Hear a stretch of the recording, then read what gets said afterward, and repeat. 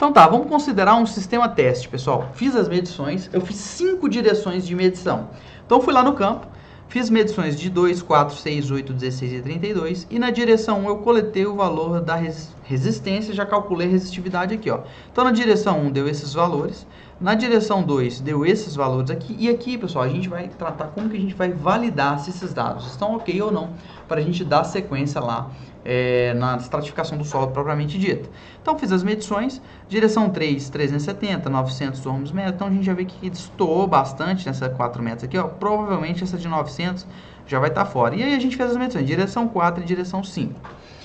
A gente tem que calcular a média de todas as medições para cada distância. Então, eu vou pegar o 340, somar com 315, 370, 295, 350, dividir por 5 e eu vou obter a média da medição para a distância de 2 metros. E aí eu vou dar sequência para de 4 metros, de 6 metros e vou fazer um campozinho médio aqui que eu vou mostrar para vocês.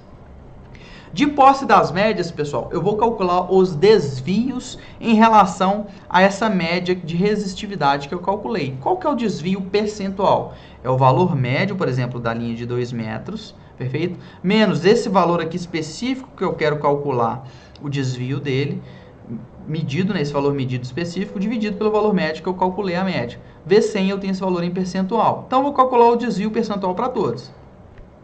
Por exemplo, se eu calcular o desvio percentual aqui, nesse caso aqui, ó, a média desses valores aqui, ó, 340, 315, 370, 295 e 350, foi de 334. Então, o 334 menos os 340 aqui, tá? Dividido pelos mesmos 334 vezes 100, eu acho o desvio dessa medição aqui, o desvio percentual. Desculpa o cachorro aí, tá, pessoal? Que aqui o pessoal vai entrar com a janela, ainda tô até sem janela aqui. Então, o que que acontece? 1,8%, tá? Esse é o desvio e a gente vai ter que calcular 1 a 1. Então, a gente calcula a média de todos os valores e os desvios percentuais valor a valor. Ó. Essa medição aqui específica de 900 deu um desvio percentual de 53,06. E quando a gente vai avaliar, essa medição está ok, essa medição não está ok. Como que eu vou verificar isso? Todos os desvios que estiverem superiores em mais ou menos 50%, seja para mais ou seja para menos, em relação à média, devem ser desprezados. Perfeito? Tranquilo? Então, olha só para você ver, são muitas etapas que às vezes o pessoal às vezes nem mede, né? E não faz a malha. Então, são etapas muito importantes. Então, olha só como eu falei para vocês, ó, esse de 900 está com desvio percentual de 53. Então, se eu destacar aqui, ó, se você observar o de 900 e o de 412, tiveram desvios percentuais de 53,06 e 57,25%. Ou seja, esses valores têm que ser desprezados. Qual que é o procedimento? Fiz a medição, fiz o desvio percentual, verifiquei os valores que devem ser desprezados. O que eu tenho que fazer agora? Fazer uma nova média, desprezando aqueles valores. Então, nessa linha aqui, eu faço uma nova média nessa linha, vai manter, né? Não tem valor que foi desprezado. Nessa linha, eu não vou fazer média mais com esse. O que eu vou fazer? Eu vou somar 520, 480, 550, 490 e dividir por 4.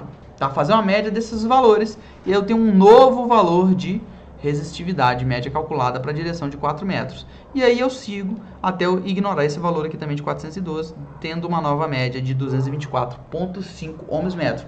Então, pessoal, agora sim eu tenho um intervalo de dados confiável. Como eu falei para vocês, eu fazer uma mediçãozinha, pessoal, dessa forma aqui, ó, se eu tiver só duas direções, 1 e 2, imagina que eu tiver só a medição 2 e 3, tá? Que eu fiz lá no campo. Aí 315, 370. Aí eu vim aqui, ó, 480 e 900. Aí eu te pergunto, quem está errado? O 480 ou o 900? Qual que foi a medição que está errada para aquela direção? Eu não sei te dizer, ué, porque eu só fiz duas medições. Se eu tenho uma terceira, aí sim, provavelmente eu vou ter duas que está próxima e uma que vai fugir, tá? A partir de 3 eu consigo falar se eu posso ou não desprezar. Agora, o 900 pode estar certo e o 480 pode estar certo. Entendeu? Então, isso tem que ter muito cuidado.